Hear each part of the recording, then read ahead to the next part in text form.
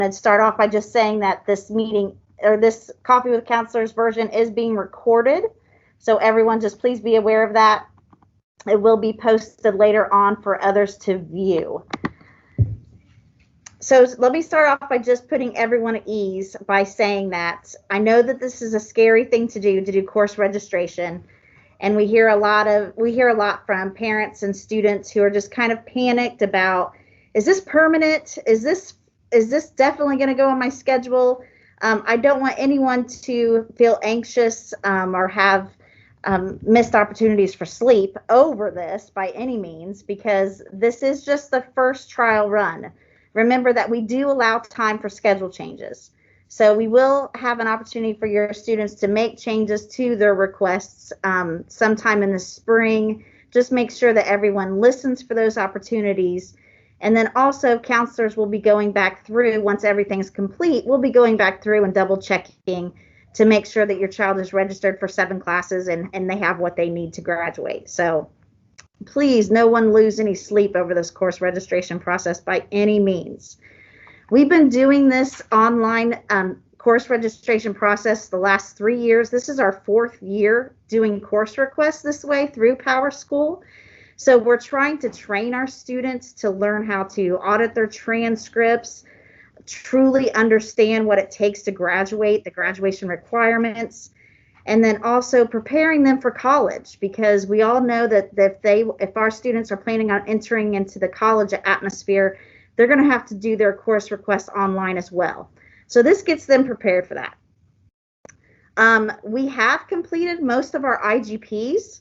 There's only about 300 students left that we haven't done IGPs with. So the only students we haven't done IGPs with yet are our 9th and 10th grade face-to-face students. So we do understand if those students are, again, a little bit worried about this course selection process. Don't panic. We will be more than willing to sit down with you guys and talk it over with you, either via email or go ahead and schedule your IGP. We can get those done for sure. So don't panic. But all the other students, we have conducted IGPs, and if you just need a little assistance in figuring out what you should take, we'll help you with that. Just email your counselors or call our office. One of the key questions that we get during this time is, well, what should I take? Well, it depends on what your future career path is. So obviously we want students to be thinking about their futures and what it is they want to do after high school, and then start thinking about what's it going to take for me to actually get into that career and do that job. So a student's courses that they select should be based upon what it is that they want to do after high school. Well, one of the things that we wanted to do today was, because South Aiken is an AP Academy, Advanced Placement Academy, we wanted to highlight some of our AP classes. And this might spark something within you guys of, hey, I think I should take that class, or I might be eligible, or I should take that class because it'll challenge me. We want to make sure that all of our students are participating in at least one AP class before they graduate from high school. And we really do feel like South Aiken offers an opportunity for our students to do that. It just depends on where the student's strengths are, whether it's in English, math, science, social studies. We have an AP class geared towards that student's strength. So today we have some teachers who we're going to introduce, and they're going to tell you about some of the AP classes, and it might help you realize that you should be taking one of these classes next year. So first up, from the social studies department, we have Mrs. Clemmer, and I'm going to move on over here and let her take the screen here.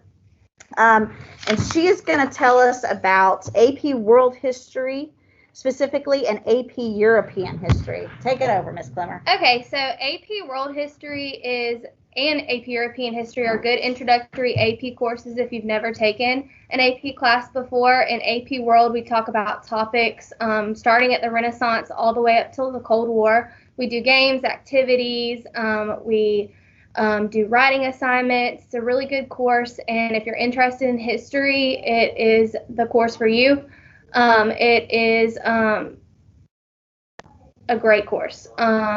So AP Euro is also a very good course for an introductory course. It is European centered, so we start at the Renaissance once again with AP Euro, and then we just focus on Europe and European events, both good and bad, that have transformed the world and what is going on, during those time periods all the way up until the Cold War and communism. Once again, we do games, activities, writing assignments. It is a very good introductory class to anyone who's never taken an AP class before. You need to be a hardworking student, very goal-oriented. It is not an easy class, but it's a very good introductory class if you've never taken an AP class before. If you've taken human geography or world geography, those are both good classes to prepare you in order to enter into my class. And most colleges, when you go, if that's what your choice is, if you want to go to a four-year college, most undergraduate programs do require a history class. And so it is really good to get that information in high school so that you can take it to college and be successful at the college level in history. But they're both really good introductory classes, and I would love to see more participation in AP World and AP Euro next year. So I would love to see you in my class next year. Ms. Clemmer, what grade levels can take AP World and AP Euro? Grade levels that can take AP World and AP Euro, 10th and 11th grade.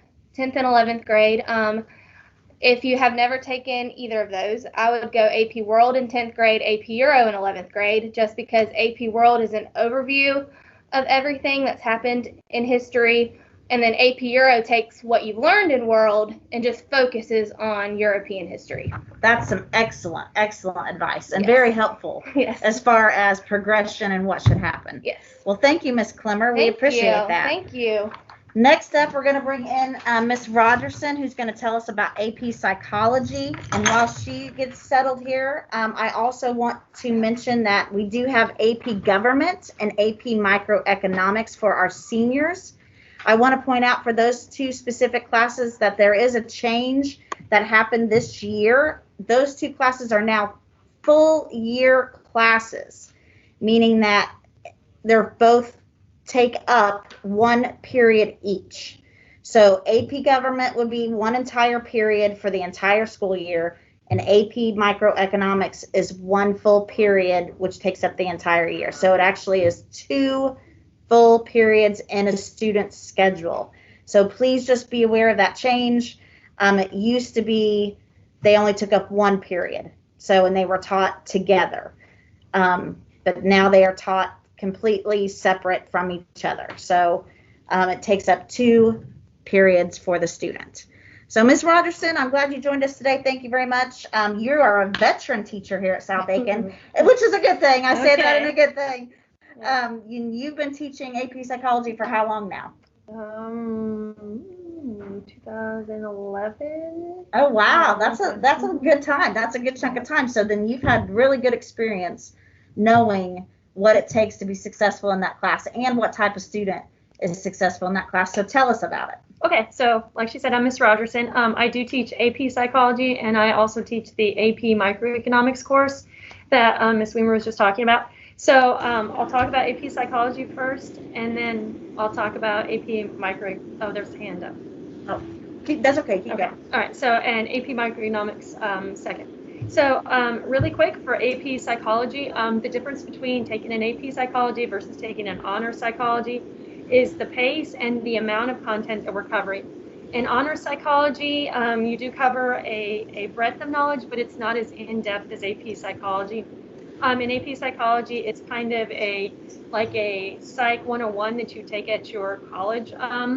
And typically, anybody that is going to be a health science major, whether it be nursing, whether it be pre-med, whether it be any of you guys that are thinking about social work, or it provides quite a bit of categories. Any of you physical training, physical therapists, all of those require psychology. So if you can take it here at the school and you can pass the AP exam, then that'll give you a chance to not have to take the introductory class at your college and take the next level up, and it can save you some money as well as some time when you get there.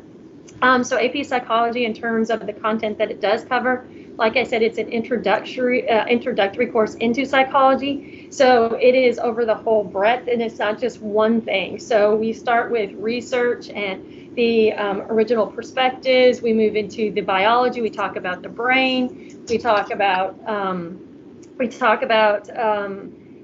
conditioning and learning, and we do talk about psychological disorders and mental disorders. But it's important that you understand that because you took AP Psychology, that's not the only thing that we talk about. So if you are taking the class to think that you can analyze everybody around you, it's not quite like that. I mean, it's a whole content of psychology. We talk about memory. We talk about all kinds of different things within the psychological area. So keep that in mind.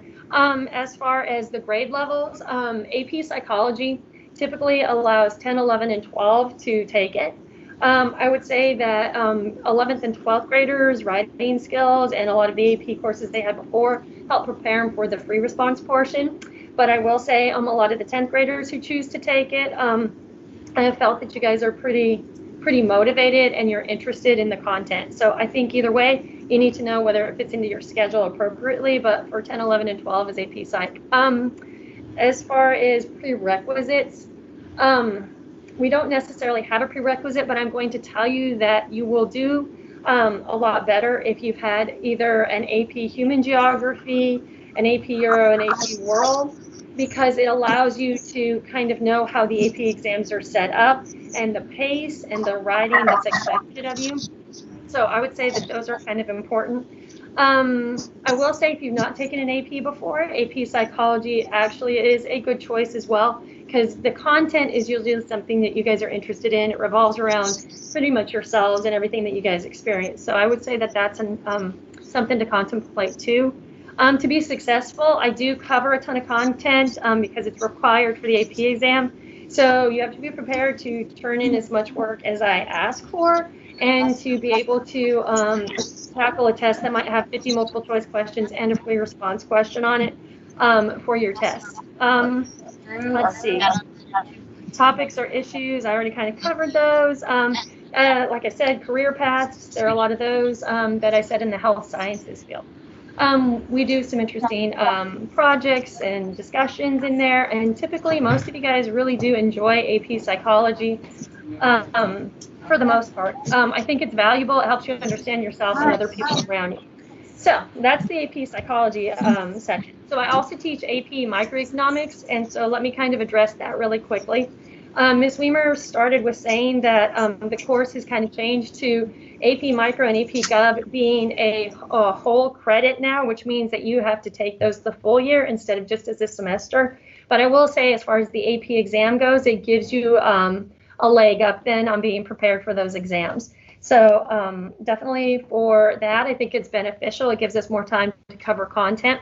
For those of you guys choosing to take an AP Microeconomics, I do want you to know that you do have to have an AP, or not an AP, but you have to have an econ and you have to have a government to graduate. So if you take them, know that you have to plan to pass those to be able to graduate. The difference between AP Econ and AP Econ and, let's say, an honors econ would be the content. In all honesty, AP Micro is very specific in terms of graphs and logical thinking, theoretical thinking, where honors econ is really a course to kind of just dip your toe in the water all the way through. They both do require a little bit of a personal finance contribution into them to get your state credit for having an economics course. Microeconomics, I will tell you, passing that exam, most colleges do take that with a 3, even your higher level colleges do take it with a 3. So it can be beneficial. Those of you guys planning a business major, those of you guys planning marketing, those of you guys planning anything that might be in the business or finance world, you should probably take the AP version to give yourself a chance not to have to do that when you get to college and save yourself some money. Excellent advice. Any questions that you have for me that I can answer? No, that's excellent. You were very thorough in all of that, and I appreciate you mentioning that government and economics component requirement for all seniors. So, and obviously we have government and econ CPE level, and government econ honors. Oh, but then we also have the AP options. So thank you, Ms. Rogerson. We appreciate you joining us today. Next up will be Jamie Hassett, who will be talking about our AP Environmental Science class, which this is a fairly new class to South Aiken.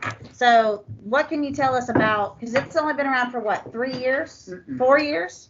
It seems like it's year. This is a fifth year. Yeah. Jeez, time goes by so fast. It does, doesn't it? So I think it's because originally we kind of geared it towards ninth graders, but now we're opening it up to our upperclassmen to be able to take it, and we're finding some huge success in that. Is that right? Yes. So yeah, why don't you tell us a little bit about that right now? Absolutely. So I'm Mrs. Hatchett, and I'm going to tell you about AP Environmental. It is actually designed for 11th and 12th graders. We started opening it up to ninth graders 5 years ago. Now they are very successful in the class, but they find it extremely difficult. So there's some skills that you gain. Yes. It's mainly your math skills and your writing skills that you're going to gain during your 9th and 10th grade year that will greatly benefit you with the success in the course. So typically your 11th and 12th graders do really, really well on the AP exam for environmental science. 10th graders are doing just fine. Why am I saying this? Because it's really based off of biology and chemistry. Those are two big science classes that are incorporated into AP Environmental. So if you have those two background classes, you just find it's an easier class when you have the background needed to participate in it. That being said, I have some ninth graders that are phenomenal, and I've had them for 5 years that are phenomenal ninth graders. So if you're in the ninth grade and interested in taking it, you also have to take it along with biology. So you would take 2 sciences at ninth grade year. If you're thinking about it for ninth grade, I would definitely say interest-based. So if you have an interest in the interrelationships in the natural world, environmental problems, and then human and natural environmental problems, if that interests you, I would say game on. You do have to have Algebra 1 before you can take AP Environmental. It's math-based, it's biology-based, it's chemistry-based, it's writing-based, it's physics, it's economics. Like there's all kinds of things that we have going on in AP Environmental. But again, it is open for 9th through 12th graders. We're going to look at ecosystem ecology, biodiversity, populations, global change, pollution, all kinds, terrestrial, aquatic, atmospheric. So I find kids are very interested in it. And it applies to every field you're going to go in. No matter what your job is nowadays, there's going to be an environmental aspect that's associated with your job, whether it's construction, whether it's an actual science field, whether it's the medical field, there's going to be some sort of environmental component, and it is a wonderful introductory class. Excellent. I feel like I'm learning something here too, because you brought up a good point as far as every career, there is going to be an environmental factor to that. So you're right, construction is a big thing, health sciences, students who are interested in going into nursing, because our environment does affect our health. Absolutely. So, and this would be a great class for them to dip their toes in to understand that in a way. Absolutely. So, excellent. And kids will say it's difficult. Don't listen to them. No. the reason they say it's difficult is you have to explain yourself. So this is not, I'm going to memorize this and take this test tomorrow. This is, I have to understand the concept. I have to apply the concept to a new situation. And then you have to explain why you did that and what's going to happen because you did that. So critical thinking. Yes, it is very, very critical thinking based. Okay. Absolutely. And so that's why your suggestion is for 11th and 12th graders. Yes. Yeah, and definitely having that biology and chemistry foundation is going to make them more confident. Absolutely. In that. And so I would also believe that maybe some English classes, AP English Lang and Lit, might help them be able to justify some of their reasonings in the class. Yes, and you'll hear them even if you're doing the honors, the English ones, you'll hear them saying the same thing. What is your claim? What is the evidence? And then what's your reasoning behind it? Excellent. And we do the same thing. So yes, it's that gaining of the writing skills, those critical writing skills. That's a huge component because 40% of it is a writing portion. What about math? What can you tell us about the math the math foundation that helps a student be successful in environmental science. Absolutely. This is where a lot of kids will say that they struggle is Uh-huh. with the math. It is Algebra 1 based, but what you'll find is it greatly mimics chemistry. So when Okay. you get into chemistry, you're going to go into a whole little math section, and I use that same type of math. Uh-huh. It's called dimensional analysis, and I use that same type in AP environmental science. So if you've taken chemistry, you already know how to do all the math. It's just, where do I plug it in? Where do I Okay. plug it in? What units do I cross off? Excellent.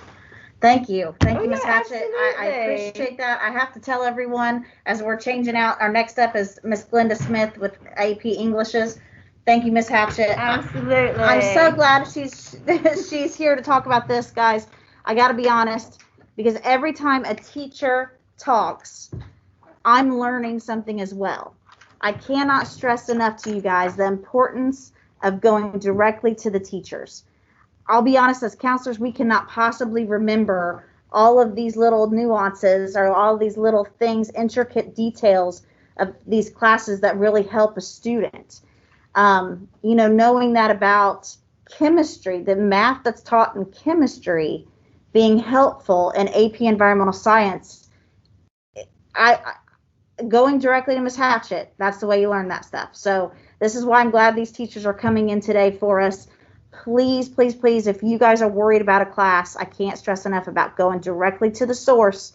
Go to the teachers. So this is Mrs. Smith, and she is going to tell us about a couple different English classes, but one of our favorite Englishes here, or one of our favorite classes, I shouldn't say English, but one of our favorite classes here at South Aiken right now that is up and coming, in my opinion, and that every student needs to take advantage of. Every student needs to understand what it is AP Capstone. What can you tell us? All right, thank you so much. Welcome. Hey, South Aiken people. So great to see you guys here. So AP Capstone, let me tell you a little bit about it. It's actually a combination of two courses, AP Seminar, which students typically take their junior year, and AP Research that they take their senior year. AP Capstone, Seminar actually walks students through the process of writing and presenting an argument using other people's research. AP Research makes students actually do their own research, their own experiments in order to write their argument and come up with their solutions. One of the benefits of AP Seminar and AP Research is that it is probably the only class that you take that will give you complete autonomy. You get to look at real world issues and problems that are relevant and interesting to you to research and develop solutions that are practical and implementable. I think that's a word. Mm-hmm. All right. You also are just building on skills that you already have. We just enhance them. We take the skills that you have and we push them beyond what you've normally used them for. So you're going to be gathering research that's credible, that's relevant, that's reliable. You're going to learn how to analyze it and synthesize it to create an argument for a solution to the problem that you find interesting. Also, we teach you presentation skills. You'll learn how to speak, to engage an audience, how to create visuals that enhance your presentation. Many people think that a PowerPoint is a presentation. PowerPoint's just enhancement. You are the presentation. And in Seminar and in Research, we enhance those skills for you. Another thing that's a benefit of taking AP Capstone is that while being able to research, synthesize, critical thinking, presenting, all of these skills are important for every adult, every person. Colleges really look for those skills. And if you are intending to go to a 2 or 4 year college, keep in mind that AP Capstone is not a course that all high schools offer. And for that reason, it helps your application stand out above other students. Now, Ms. Weimer touched momentarily on the fact that Capstone is not an English credit, it's an elective. It's actually interdisciplinary because your research may focus more heavily on science or on history or on mathematics. And we don't actually research writers. I've never had a student who's chosen to research any literature. Right. That being said, I want to segue into English requirements. You have to have 4 English credits in order to graduate. If you are a rising senior and you already have your 4 credits, I cannot emphasize enough the importance of taking a 5th one. Colleges, 2 and 4 year colleges, look at your transcript to see what you take in your senior year. You want to have the strongest schedule you possibly can. Plus, you don't want to go a year without practicing the skills that you learn in an English class. So I highly recommend that you take a 5th English if you can. There's also something else I wanted to tell them. They can do, now you talked about how AP Capstone, seminar, and research are typically taken together. However, Yes, absolutely. You could take seminar and not take research. If you want to take research, you have to take seminar. If you take both of them and you have a qualifying score with College Board, you actually will earn an AP Capstone diploma as well. And as far as prerequisites, there aren't any for seminar. We do recommend that you take AP Lang. It's an excellent course of helping you with those argument writing skills that you'll need for seminar and research. Now let me ask you this. If I'm a 5th, if I have all my English graduation requirements and I'm a senior and you're saying I need to do something. Absolutely. Seminar is a great course to take. Yes. While it doesn't count as an English credit, it does make you practice reading, writing, and presenting. And again, all of those are skills that are not only important for being a well-rounded adult, but also that colleges are looking for. Absolutely. And we did have someone submit a question about what's the best class for presentations. And it sounds like, from what you're describing, AP Seminar would be the best one. Yeah. Students will do, for their exam, it's actually broken into 3 parts. 2 of the pieces actually require you to do presentations. So we spend a lot of time working on presentation skills. All right, since we have you in here, I'm going to take full advantage of this opportunity because we get a lot of questions about what English should I take after. And so that progression of our English courses, if I have a student who's in English 2 honors, and they're very successful in English 2 honors, they like English, they're a strong student, what's the next progression after that? Right. So if a strong student, I would highly recommend taking AP Lang. Okay. That focuses more heavily on nonfiction reading and writing, which is typically the type of reading and writing we do on every day. AP Literature focuses on fiction. If you do not like to read novels and you don't like to write about novels, take English 4 honors. Okay. But if you're coming out of English 2, you're a strong English student, AP Lang, because that really is more applicable to real world reading and writing. Excellent. That is very helpful information. Thank you, Ms. Smith. We appreciate your time. As always, again, people, go to your English teacher because this is where you're going to get the best advice. And the other advantage we have going for us this year, believe it or not, we hear about all these negative things about this school year, but one positive we have right now is that this is the latest that we have ever done course requests. So it's January. We have always done course requests typically, 6 weeks in the school where your teachers really are still getting to know you. They're still getting to learn about your academic abilities. Now your teachers have had you for a full semester. So they really know what your work ethic is. They know what your academic potential is. So if you're unsure about what class you should be going into for next school year, talk to your English teacher, talk to your math teachers, talk to your science teachers, because they really do have a better understanding of your academic foundation than anybody else. So next up, I'm so grateful that Ms. Colquitt, who I just realized you're supposed to be after Ms. Hatchett. I'm sorry. I got out of order, but we're glad that Ms. Colquitt is here because she's going to talk to us about a program that is not too many people know about, I feel like, here at South Aiken. And so I'm glad that you're here promoting it because it really is a good option for students. So it's Teacher Cadet. Tell us about that. Good afternoon, South Aiken family. Yes, I am Ms. Colquitt, and I am the instructor, the facilitator for the course Teacher Cadet. To start with, I feel like the course name, Teacher Cadet, is somewhat misleading. And so what I would like to do is to actually start there. The majority of the students that are enrolled in Teacher Cadet are not interested in the field of education. So I'd like to kind of walk through some common questions about the course, also to address who can enroll in this course. To begin with, it is rising juniors and rising seniors that can enroll in this course. It is through the State Department that this course is offered. So there is a requirement of a 3.0 cumulative GPA out of 4.0 for this course.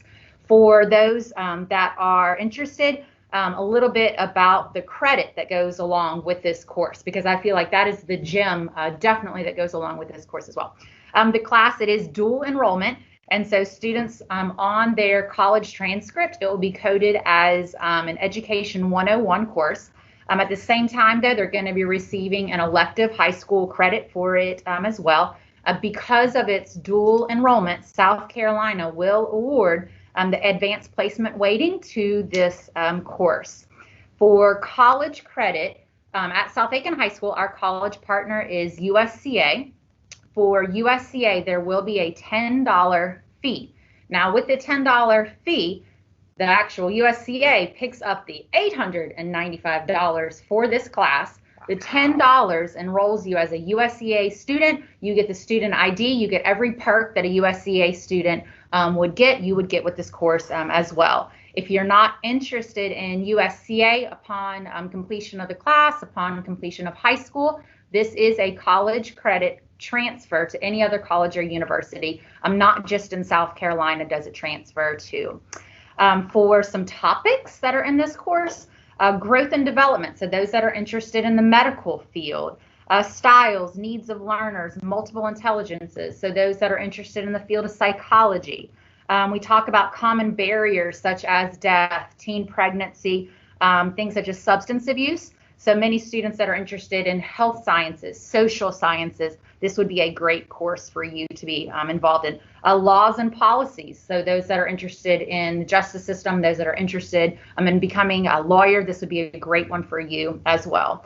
So in closing, there is an application that goes along with the Teacher Cadet course. Where you can get that is Miss Green in the guidance office. She has them right there, so all you have to do is slide in between classes to pick one up. If you have any questions, please email me or come on back to my classroom in 304. Have a wonderful afternoon, and thank you for the opportunity to be able to share about the Teacher Cadet course. Thank you, Ms. Colquitt. Boy, am I glad you shared that, because we get a lot of students who are definitely interested in social sciences and wanting to be lawyers. So I'm glad to know Teacher Cadet is a good class option for them. So next up, we have Ms. Price, who's one of our school counselors. I asked her to talk today because we did receive a lot of questions prior to this event about specifically geared towards college pathways. So we do get a lot of questions from families and students about, well, what should I be taking after biology honors, or what should I be taking after this class? And what do colleges really look at? So this kind of hopefully will help guide you in selecting your courses.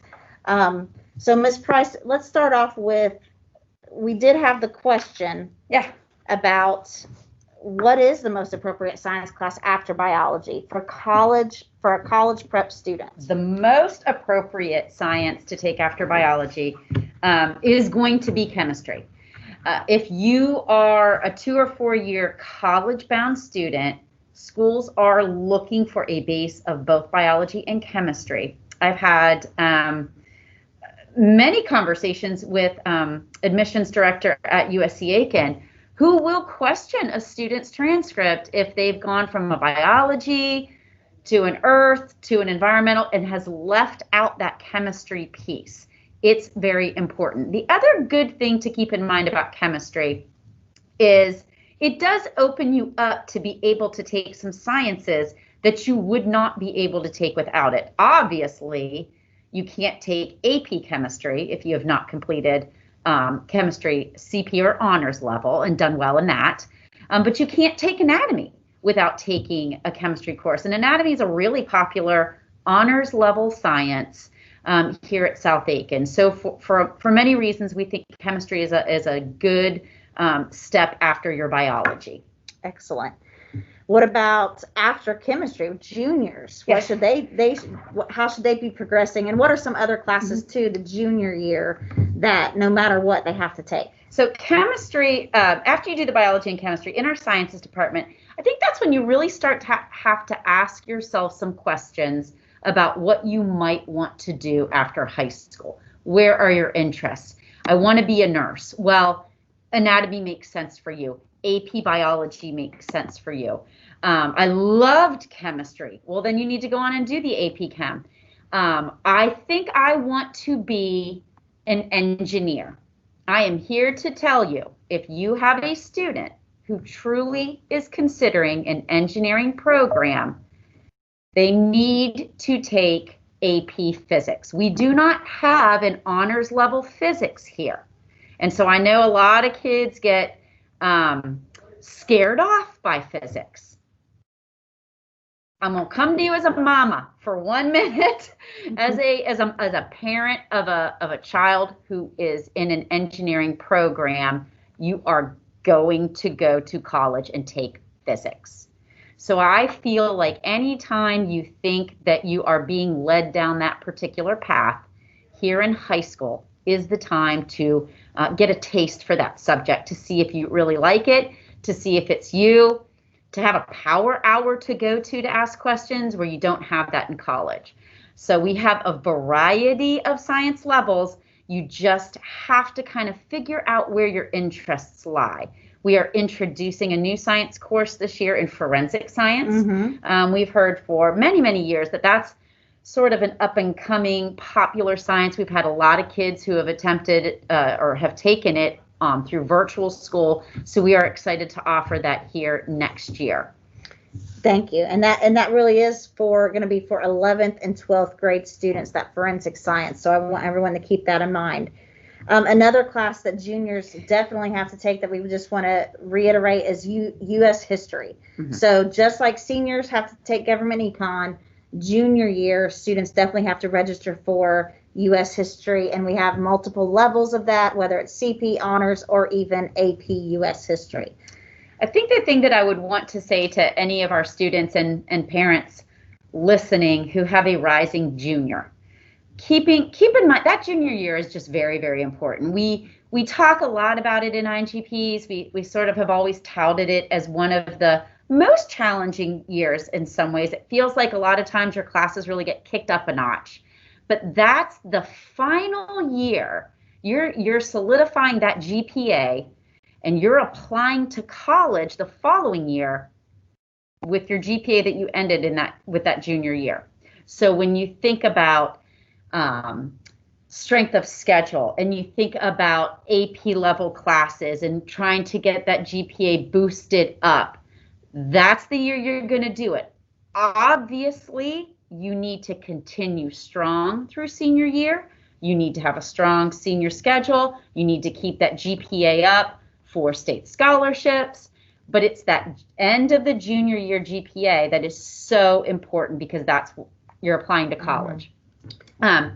No, and I just think that that's the year that students really challenge themselves academically. I think it's where they start to potentially attempt multiple AP classes. They are maybe in all honors level classes. And so you have to really make sure that you're balancing out your schedule with potentially your extracurricular activities, because it is more time consuming. And so definitely having that balance.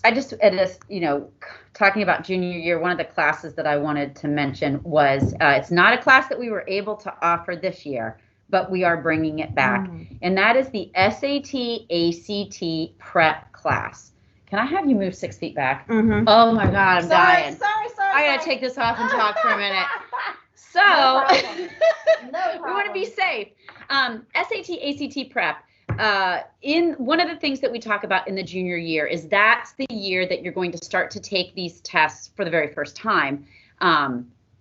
Here at South Aiken, the state of South Carolina offers all juniors, all third year students of high school, the chance to take the SAT or the ACT at no charge to them. And that happens in the spring. So it's really the first time kids are taking these tests. And I know that there are a lot of programs out there. I know that you can buy a lot of SAT and ACT prep books, and if you're a parent who has bought them, they make fantastic paperweights on your student's desk at home, because we can tell them over and over that they need to be prepping for these tests, that it is just like taking a test here at school. I don't want you to go in and take that English test and not have studied. I don't want you to go in and take this SAT and ACT and have not studied. It costs money every time you take these tests. It's not cheap. We tell you you can take them as many times as you want, and colleges will super score, which is fantastic, but you know, $55, $60 a pop, you don't want to have to take them 20 times. So I find that the SAT, ACT prep class is a great option to prepare for those tests. We have it split as an A day, B day, meaning one day students will go and see an English teacher, and the next day they will go and see a math teacher. So you're getting both pieces and you're brushing up. And in a lot of cases, you know, you're relearning the things that you're going to need, even though you might be a pre-cal student. Maybe some of that Algebra 1 basic skill you've kind of forgotten.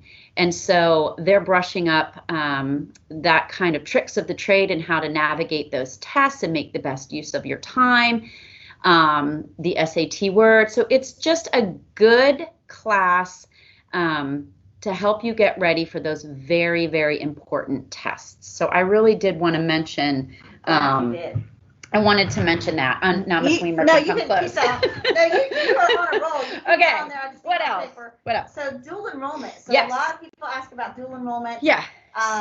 Please tell us who's eligible for that. Where can they get information? Yes. That kind So of stuff. dual enrollment, juniors and seniors are eligible for dual enrollment. Traditionally, it's really been the seniors who have taken advantage of it, because you get down to that senior year and you don't have but 4 classes that you need to take. I mean, I know some of our students, they don't even need 4, but you have to be enrolled in 4 classes at all time. And so dual enrollment is really a fantastic option. As Ms. Smith said, you don't want to go a year without being in an English, but I'm going to tag onto that. I don't think you should go a year without a math either. I think those 2 core courses are really important. And so if you're a student who is, you know, done with pre-cal, AP Calc AB and BC are options, and AP Stats, no matter what you major in college, you're probably going to take a stats class. So what a great opportunity to take that here. But we also have students, they would rather go and do a dual enrollment English 101 and 102 or a math class. And so we highly encourage either a USC Aiken or an Aiken Tech.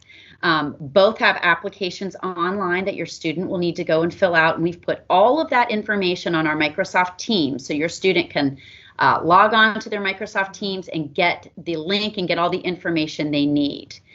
Having said that, another really important piece of doing dual enrollment, again, coming back to that junior year, we give in the state of South Carolina all 10th graders the PSAT at no cost. If you are a student who is considering doing dual enrollment and you didn't do so well in that PSAT in 10th grade because you hadn't even had weren't even in Algebra 2 very long, so you didn't have those essential skills that you need to be successful, really successful on those tests, go ahead and pay to take it again in your junior year, because Aiken Tech and USC Aiken are going to be looking at your PSAT score. And that's about what? Used to be like a 500. I think it's a little bit higher than that right now. But that's the other reason that you would want to go ahead and take that PSAT again. It's fantastic practice to take the test for real in the spring. But again, it's also really important for that dual enrollment. Kids that are applying for dual enrollment right now will supply their information to USC Aiken and Aiken Tech. They will let us know which students are accepted, and denied based on GPA and test scores. They will come in and meet with students, show them what offerings they have for the fall, see what classes are of interest to students, see what times work best for a student, because again, we got to work those dual enrollment classes around our set schedule here at South Aiken. So we find that a lot of seniors and juniors right out of the gate, that first thing in the morning, 8 o'clock class works for them. So Ms. Price, speaking of that. Oh, yes. So if a student plans on applying for dual enrollment, how do they complete their course registration request? So we want you to go ahead and pick 7 classes. Just pick 7 classes if you're a junior. Pick your 4 classes if that's all you need and want as a senior. And then when we get that information about dual enrollment, the kids that have applied and are accepted, then we as counselors call our students in and look at your schedule and see what we're going to back off. So let's say you're a rising senior, you want to continue on in English, you've put advanced comp down, but you really want to do English 101 in the fall, you get accepted, we'll come in and we'll back that advanced comp off of your schedule, and we'll make some adjustments personally, one-on-one, which is what we have to do every year. And I will say this now, that some of our students who are in an AP Lit and have had AP Lang and don't know what the AP Lit score is going to be, because maybe they can just score so they don't need to take that English 101, but maybe they need to do English 102. USC Aiken and Aiken Tech have been so fantastic to work with, even through the midsummer when those AP scores come in July, and having to tweaking it and making adjustments. So I know it's causes some panic sometimes when we don't have our schedule set and in stone, but we do this every year, and we go in and we make some adjustments as needed. So we had a parent also ask about if their child plans on doing the Career Center in 11th and 12th grade, would they be eligible and have time to even do dual enrollment? It's tough. I will say that, I've always said that, the Career Center is so fantastic and has such fantastic programs, but you have to sometimes do a little bit extra to make that half a day at the Career Center work for you. Sometimes you've got to take a foreign language online because it wouldn't fit into your schedule. But again, just like our students here, depending on what you want to take at the university and the times that it's being offered, it may very well work for you. It could be first thing in the morning, or it could be a little bit later in the day, past that traditional 3:30, I'm done with school. So I would still say definitely apply, have those conversations with the admissions reps, and see if it will work into your student schedule. I agree, because it's better to apply now, and then you can decide later if you want to withdraw your application or if you want to commit to that dual enrollment. Because I will say, just from experience, applying, going through the process, getting accepted, getting your class, not that we want you dropping it, but if something changes and you have to drop it, it's much easier to drop it and figure things out here on our end than to try and make things work at the university. They are good to our students, and that they're letting them pick some of these seats first before their students at the university. Yes. So it's real tough mid-July. Oh, I should have done dual enrollment. That no guarantee that you're going to be able to find a seat in a USC Aiken or Aiken Tech class. And what's the deadline for applying for? February 1st. March 1st? March 1st. February 1st is USC USC Aiken, sorry. February 1st is USC Aiken. Okay. Excellent. Anything else? Question. That's all I think we have. Let me put my mask back on. Thank you. Thank you, Ms. Price. Okay, so we have some other questions that were brought up, and now that she's leaving, I can take my mask off. So I'm the only one in here. So now that she's leaving, we had some other questions brought up too. Is how does summer school work? Great question, but you are jumping the ball on that one. So you should be focusing on right now. And so if you feel like you're a student who's going to need summer school, well, you need to be asking your teacher right now what you need to do to prevent yourself from going to summer school. So teachers, I will tell you right now, are creating, designing, figuring out what they are going to do for content recovery or semester recovery for their students. And I know that teachers have already been sharing with their students about what they need to do for content and semester recovery. So you need to be doing things right now to prevent you from participating in summer school, because I'll be honest with you, nothing is ever guaranteed. So even though we are told every year summer school is based on if we are funded for summer school. And so I will warn you right now, if we get funded, it will probably be extremely limited as far as the courses that are even being offered in summer school. Typically, we're able to offer an algebra and English. Sciences are rare.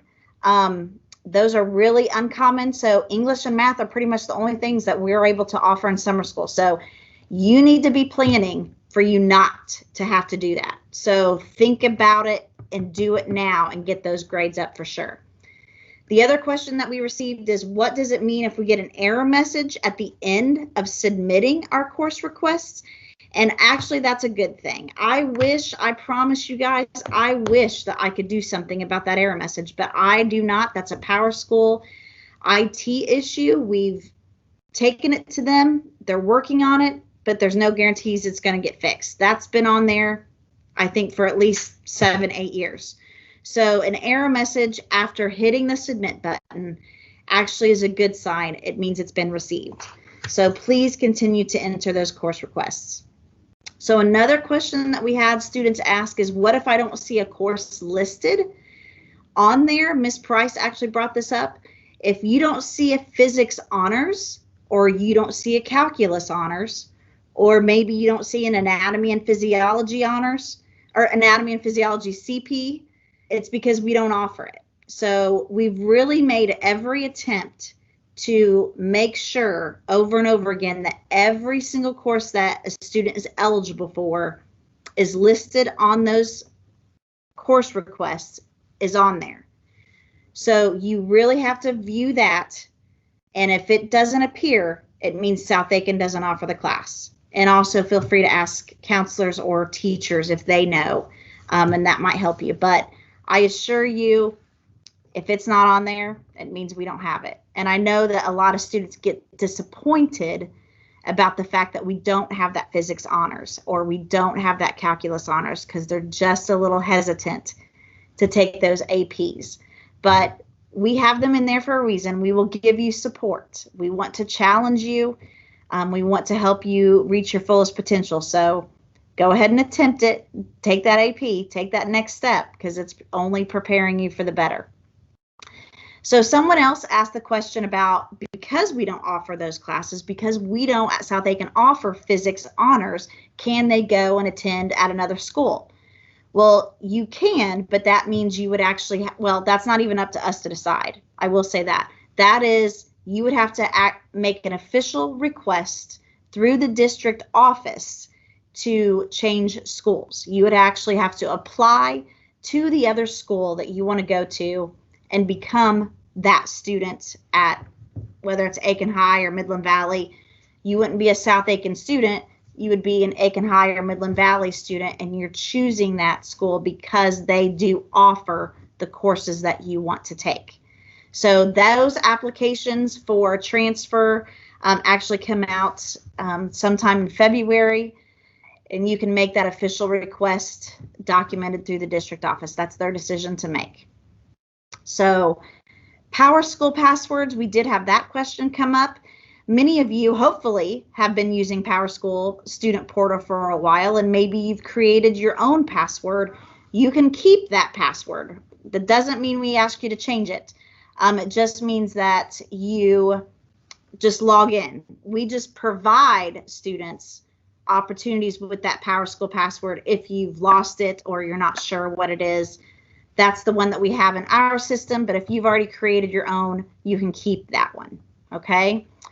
I will say that this has been hopefully helpful. It's definitely not everything that we need to cover, and I realize that there's so many little things that are really individualized when it comes to this course request process. I just want to encourage all of you to reach out directly to your counselors or your teachers through Microsoft Teams. We can do chats. If you want to do a virtual meeting, we can do that. If you want to just give us a phone call in our office at 641-2600, or send your counselor an email directly. We can answer your questions. That's what we're here for. Just reach out to us. Don't panic about the deadline of the 22nd. As long as you have something in there in the system, then we can go back and make changes. I promise you, we can go back and make adjustments. So we just need the data entered by the 22nd. So I'm so grateful that you guys joined us today. I hope this was helpful. Please reach out with more questions. We'll be here to assist you, and we are so looking forward to having a 2021-22 school year. I think we're just anxious to see the future and see the possibilities. So I hope this was I hope this helped you guys, and we look forward to having you join us on the next installment of Coffee with Counselors coming up in the spring. So be on the lookout for that. That's all for now, everyone. Thank you very much. Have a good weekend.